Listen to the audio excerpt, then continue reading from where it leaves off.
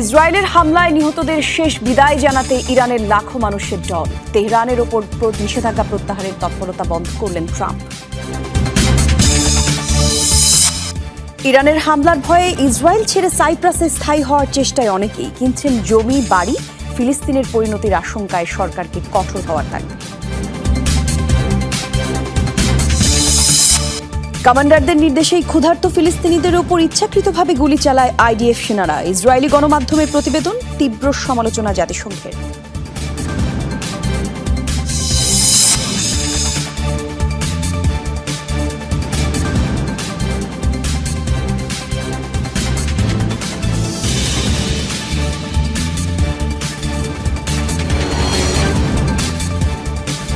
শিরোনাম দেখছিলেন, বিস্তারিত জানাবো জান্নাতুল কুলি আছে সাথে।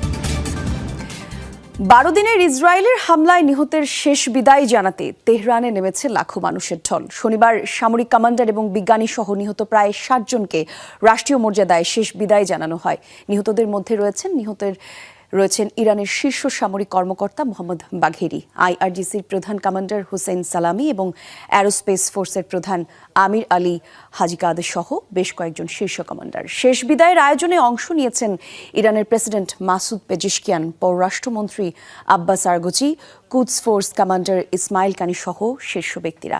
এ সময় ইসরায়েল ও যুক্তরাষ্ট্রের ধ্বংস কামনায় স্লোগান দিতে দেখা যায় সাধারণ ইরানিদের। সংঘাত থামার পরও ইরান যুক্তরাষ্ট্রের মধ্যে চলছে পাল্টাপাল্টি হুমকি ধামকি আর কথার লড়াই। আয়াতুল্লাহ আলী খামেনি বিজয়ী হওয়ার দাবি করায় তার কড়া সমালোচনা করেছেন মার্কিন প্রেসিডেন্ট। তাকে মিথ্যাবাদী আখ্যা দিয়ে দেশটির উপর নিষেধাজ্ঞা প্রত্যাহারের সব তৎপরতা বন্ধের ঘোষণা দিয়েছেন ডোনাল্ড ট্রাম্প। এদিকে সর্বোচ্চ নেতাকে যথাযথ সম্মান দেওয়ার আহ্বান জানিয়েছে তেহরান। এমনকি পররাষ্ট্রমন্ত্রী আব্বাস আরাগচি ট্রাম্পকে সম্বোধন করেছেন ইসরায়েলের ড্যাডি হিসেবে। ইরান ইসরায়েল সংঘাতে যুক্তরাষ্ট্র জড়িয়ে পড়ার পর যখন যুদ্ধ ভয়াবহ রূপ নেয়ার দ্বারপ্রান্তে, তখনই আসে আকস্মিক যুদ্ধবিরতির ঘোষণা। 12 দিনের লড়াইয়ে তেল আবিব তেহরান উভয়ই ব্যাপক ক্ষয়ক্ষতির শিকার হয়।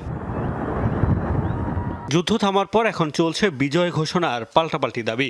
ইরান, ইসরায়েল ও যুক্তরাষ্ট্র 3 দেশই নিজেদের বিজয় বলছে। সবশেষ জাতির উদ্দেশ্যে দেওয়া ভাষণে ইরানের সর্বোচ্চ নেতা আয়াতুল্লাহ আলী খামেনি যুক্তরাষ্ট্রের কঠোর সমালোচনা করেন। দাবি করেন তেহরান সজোরে চর মেরেছে ওয়াশিংটনকে। খামেনির বক্তব্য মোটেও ভালোভাবে নেননি ট্রাম্প। ট্রুথ সোশ্যালে দেওয়া বার্তায় মিথ্যাবাদী বলেছেন খামেনিকে।